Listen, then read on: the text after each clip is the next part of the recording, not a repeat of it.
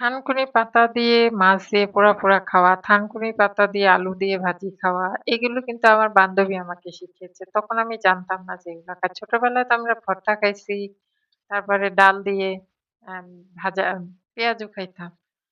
তো যাই হোক শুরু করলাম। আসসালামু আলাইকুম। কেমন আছেন সবাই? নিশ্চয়ই সবাই খুব ভালো আছেন। আলহামদুলিল্লাহ আমিও ভালো আছি। শুরুতে যেটা বলছিলাম যে আমার বান্ধবী আমাকে শিখিয়েছিল যে থানকুনি পাতা দিয়ে গুঁড়া মাছ চচ্চড়ি খাওয়া, থানকুনি পাতা দিয়ে আলু ভাজি খাওয়া এবং এই যে আজকে যে রান্নাটা দেখাচ্ছি, এই রান্নাটাও আমার সেই বান্ধবী শিখাইছে। ডিম পোচ করে আলু দিয়ে সাথে চচ্চড়ি করা। তো যাই হোক আমিও সেভাবেই করার চেষ্টা করতেছি ওর মতো। ওর হাতে অনেক জোশ ছিল। ও যেটাই রান্না করতো সেটাই খুব মজা লাগতো। ও মসুরির ডাল দিয়ে আলু কিউব করে কেটে ছোট ছোট করে এত মজা করে একটা ডাল রান্না করতো, সেটা কিন্তু আমিও বহুবার করছি ওর মতো করেই, সেম, কিন্তু সেই স্বাদ লাগে না। সেই মজাটা আমি আজ অব্দি আর পাইলাম না আমার ডাল রান্না। তো হয় না এরকমের অনেক মানুষের হাতের জোশ আল্লাহ তাল্লাই দিয়ে রাখে।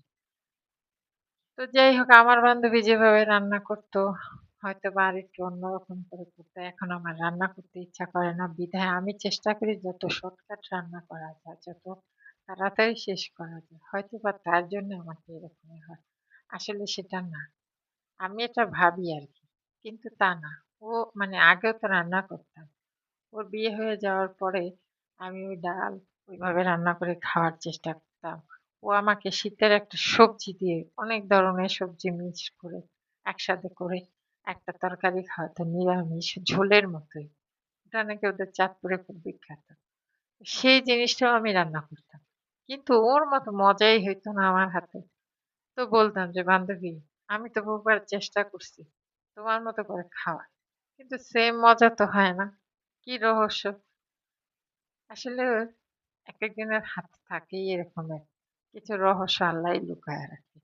তো আসলে আমার রান্নাটা কেমন হয়েছে বললেন তো, দেখা কেমন লাগলো কার কাছে, কে এইভাবে কে কে খান? যারা যারা খান তারা কমেন্ট করবেন, যারা না খান তারাও কমেন্ট করবেন। তো এই যে আমার তরকারি হয়ে আসছে, বক বক করতে করতে দেখেন ডিমগুলো সুন্দর করে সাজায় দিয়ে দিব, পাত্রটা ছোট হয়ে গেছে।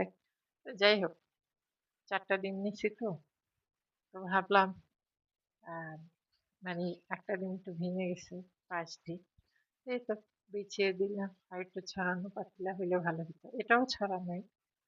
এই তো তরকারি হয়ে গেছে, এখন ধনে পাতা দিয়ে নামায় ফেলবো। শীতকালের তরকারি ধনে পাতা আবার আমি না দেবো? মানে আমার তো ধনে পাতা ছাড়া তরকারি খেতে ভালো লাগে না। ধনে পাতা যতদিন পর্যন্ত হলুদ না হয়, মানে হলুদ হয়ে যাওয়ার পরেও আমি ধনে পাতা খাই। আমার এত পছন্দ ধনিয়া পাতা। আসলে ধনিয়া পাতার আচারও আমি বানায় রেখে দিই, যাতে অনেকদিন খাইতে পারি। আমি শুকায়া ধনিয়া পাতা রাখি, কারণ পরে আমার কাছে খাইতে খুব ভালো লাগে। তো সবাই ভালো থাকবেন, সুস্থ থাকবেন, আমার জন্য দোয়া করবেন। আল্লাহ হাফেজ।